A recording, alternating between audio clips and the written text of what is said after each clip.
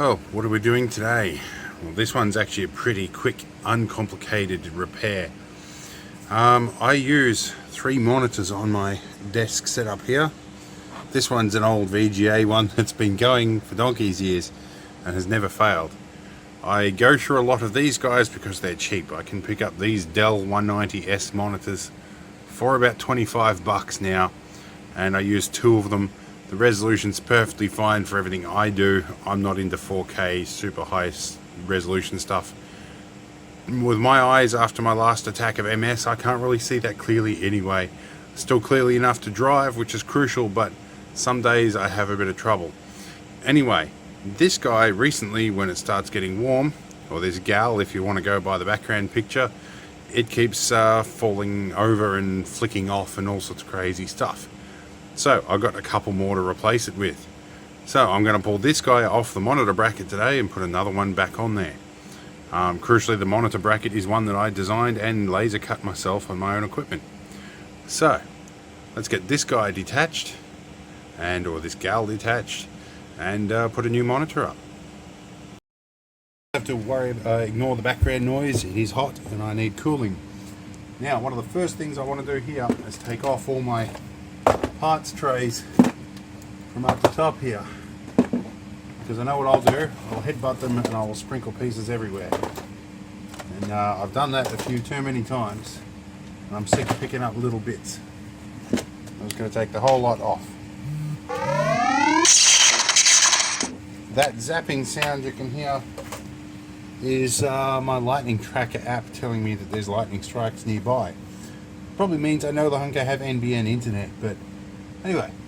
Alright, there's a bit of blue tack up here. I don't know if you can see here, but we're going to peel this off the top of the monitor. I used to have some stuff stuck up here, so we'll peel all that off and then we'll get these off the bracket. Alright, time to turn the monitor off, and I might open it up and do an autopsy on it. Now, these are screwed on. This one only with 2 screws, luckily. Now, undo the bottom screw first. Where are we? That's the bottom screw off. The top screw off. And that's the predictable result. Alright. Now we can get the cables off it and get the new one up.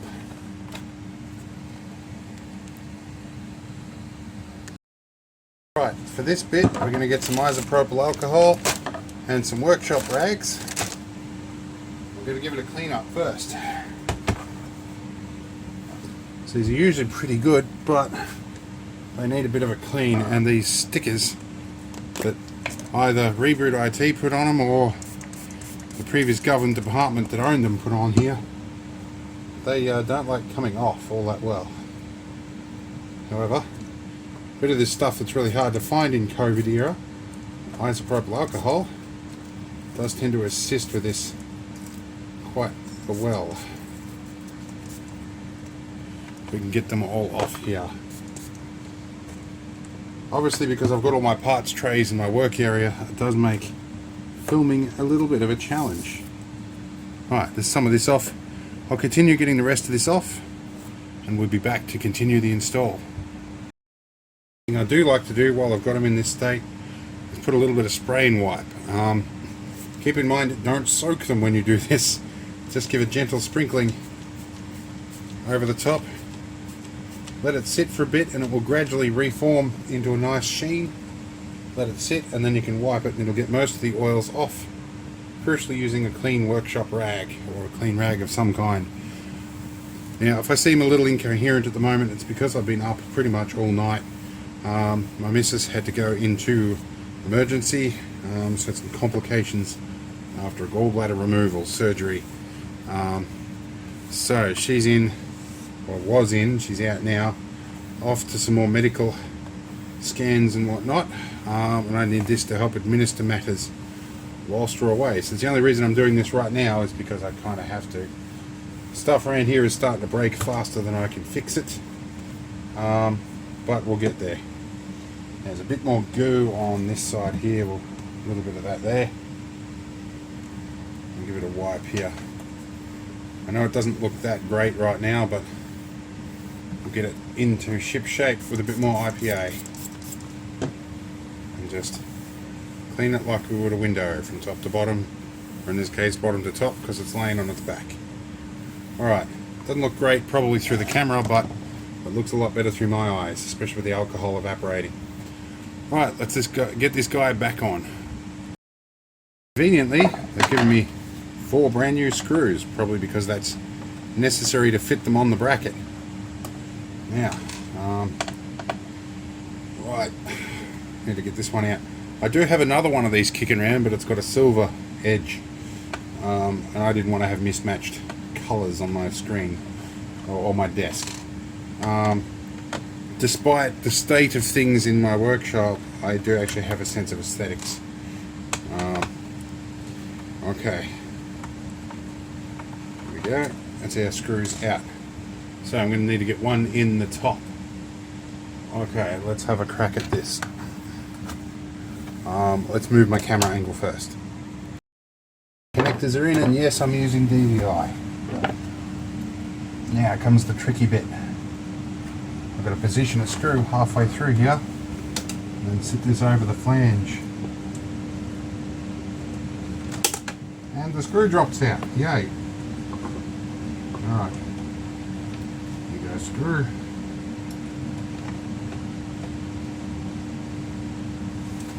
Top screw's in, I can let it go for a minute. Now let's do the bottom screw, which I have to do blind because I can't see. Alright.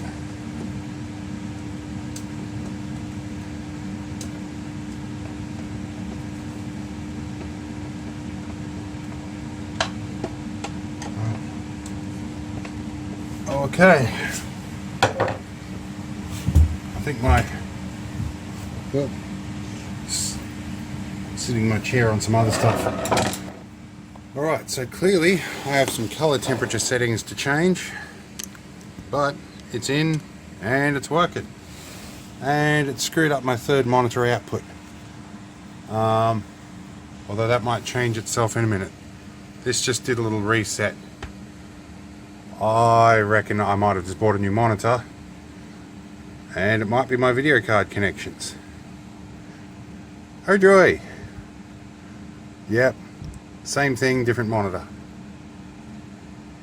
Or is it the same monitor I just put back in? No, it's clearly a different one. Alright, time to get some IPA and go and check some contacts. I've had to come around outside to open the window to get to the back of my computer. But while I'm here, I thought I'd introduce you to a little buddy of mine. He's still learning to sing. We rescued him. He had his head stuck in the fence the other day, in a picket fence. We rescued him. So ever since then, he's been hanging around here learning to sing. And he's actually the chick of another one that we rescued a couple of years ago that had been hit by a car. Actually, nearly 4 years ago. She's still got some damage to the feathers on the head. So that's a second generation of the same magpie we rescued. It must be genetic. Anyway, here I'm going to, I've got some electronic circuit board cleaner here, and we're going to rip these out one by one and give them a squirt and a clean up, and same as these guys.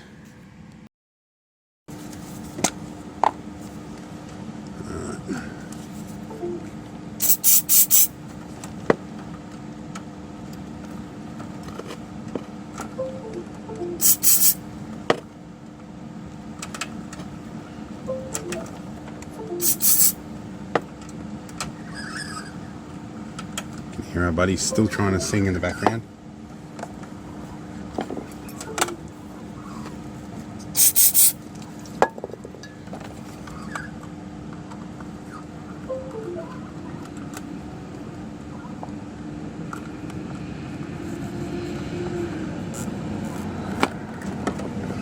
Alright, where are we? This guy up here. Oh, you need to come around the back.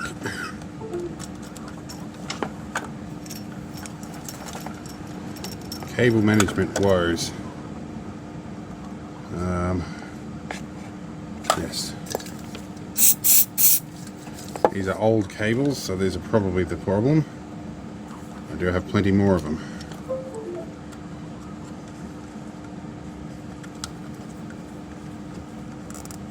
Alright, let's go and see what's happened to my settings. Alright, so it would appear I'm still having the same problem with the display turning on and off. The monitor isn't my problem. Could be video card. Could be interference. This is going to be irritating. Maybe I'll replace the DVI lead and see if that's the problem. That's one lead removed. Let's see if we can find another one. And I've removed this guy too. It's my DisplayPort adapter. I do have a spare one of them as well. This could be our problem. Alright, let's find another DVI lead. Fortunately, when they sent me monitors, they sent me the old DVI leads with them as well. So we'll put this guy up. These are a slightly different construction. So just to compare the two here. These ones have always been good to me, but you know, I don't know. Anyway, we'll see if that's the problem. Alright, DVI cable replaced. We haven't immediately had a problem. So now we wait, and I'll see what happens. And I figure out what the hell I did with the video mode on that. I think it's changed its refresh rate. Anyway, let's work on that. Now, while we're waiting for all of this to happen, we'll put our parts boxes back up.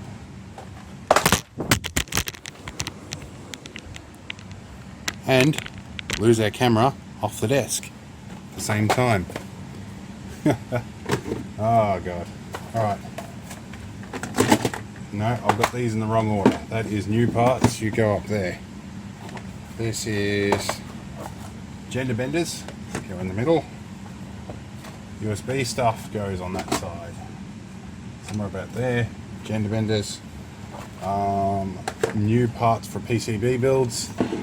More new parts. My dumping ground tray goes up here.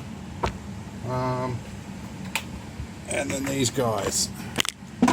That's another dumping ground bin. This is old parts.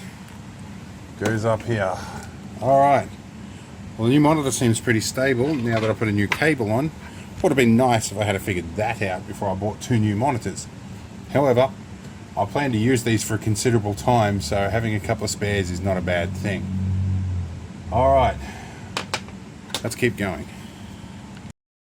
Okay, so while I'm waiting for the new one to fail, I'm going to put the old one on a bracket and make it a bit more usable. Which means I need the bracket. These monitors are actually really nice. I like them. We've got the full rotation facility and everything in them. And that pops into the back like this with no screws beautifully. I love that.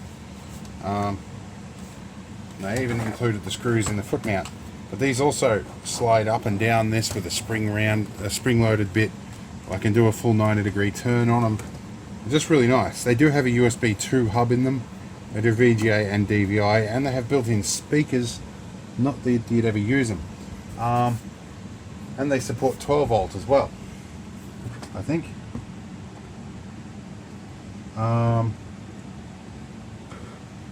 It says audio and DC 12 volt.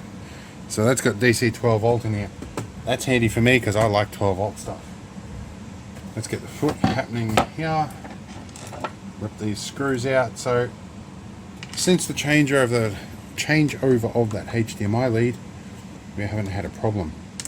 The screwdriver is entirely too big for the job. Let's find my good old Schneider brand insulated electronic screwdriver and drop the screw on the floor. There we go. And put this guy back on. These come from a used computer wholesaler called Reboot IT. They're usually pretty quick about stuff. They don't tend to screw too many things up.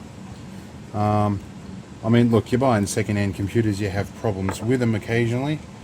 It's to be expected, but for the most part, they're pretty helpful when those things do happen. And they're pretty cheap. So I get a lot of stuff from them, particularly stuff that I dropped another screw. Particularly stuff that is not too much of a problem. Now, I have three things going against me here. I have multiple sclerosis, which permanently affected my dexterity a bit. I have just used a bunch of isopropyl alcohol, and I've been using sanitizer everywhere I go, so I haven't got a lot of grip, and I'm really tired, so I'm kind of shaky. So I'm inclined to drop things frequently here. Alright, here we go. Here we go. Okay, now let's put this one up. Okay, change your camera angle up and I can show you why I like these monitors. Okay, so if you want to upset somebody in the office, you tilt their monitor by a couple of degrees, or just even 2 to 3 degrees. Imperceptible at a distance, but when you sit at it, it drives you nuts. Keeps your life interesting in the office. You can rotate these at 90 degrees. And I'll tell you a story. We used to use these in a drafting office that I worked in. And we had 2 monitors. The boss used to come and change our monitors back to 4x3 instead of 3x4, or rather 9x16, I think these are. He used to go crook because we used to be able to fit a whole document on that page and work on it in 1-to-1 scale. It was really nice, really efficient. The boss couldn't hack it, so he had to make us change them back. Anyway, that's good. You can move these things up and down very easily on this bracket with a high degree of ability of movement. That's what I like the most about these. Alright, well, I think that my lovely lady over here is still smiling at me and hasn't blinked in a while, so I think we've done something right. This little guy over here, he's not so happy. So let's wind these blinds down so that we don't have too much background light and or backlighting, which we can do electrically because of a previous video where I made electric drive units for these blinds. And then we'll fix that monitor and we might be done with this particular episode. Alright.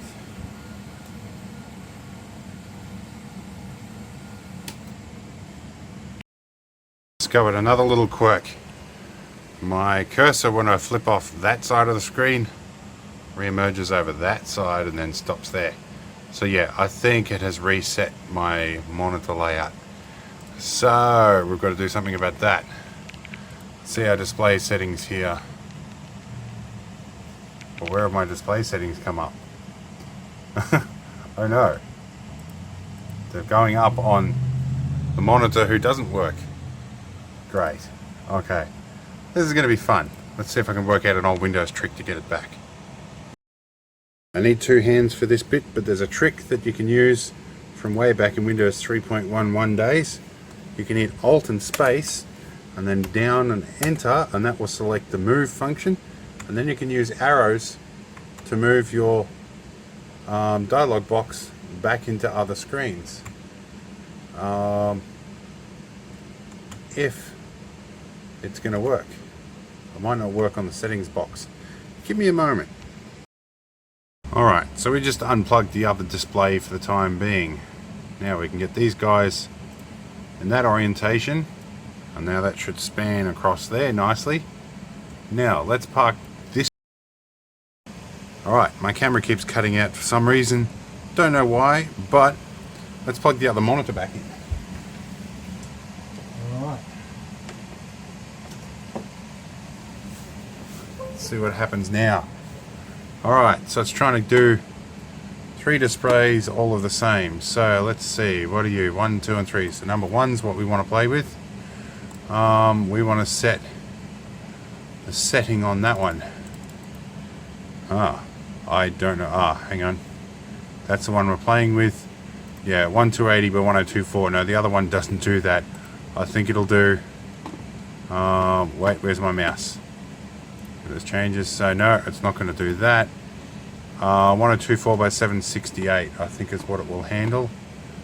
And I think I need to change the refresh rate. Alright, screw it. Let's just go 800 by 600. Okay. Display number 1 doesn't want to talk to me. It really, I think it doesn't do 60 Hertz. It'll only do 50.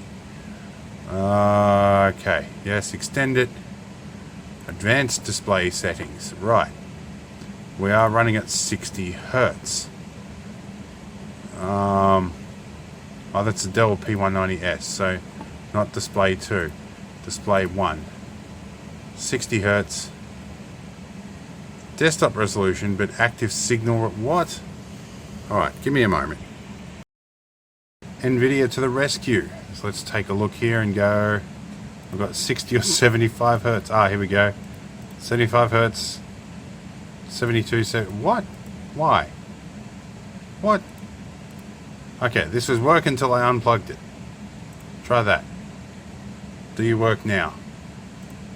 No, you don't. Alright, let me swear at this and have a rage fit for a minute. We are going to try and enable resolutions not exposed by the display. Let's do that. Good. Now we should be able to check our color depth. We should be able to change our color depth to something standard. Let's test that. Is it going to do... Ah, yes. Okay. It'll do 60 Hertz, but not 62.25. You crazy. Alright. Can I get my cursor over there in the next 8 seconds? Yes. Alright. Good-o. Now it's changed it all back. Crazy. Alright, I have it working at the resolution I like, but it has sprinkled icons from rear end to breakfast. So, yeah, I should have installed one of those icon organizing tools before I did this. But anyway, there's not too many on here compared to my last one. I used to have about 300 on my last one. Anyway, we can fix that. It works. I'm happy. I'm calling this one quits. See you all later. My monitor works.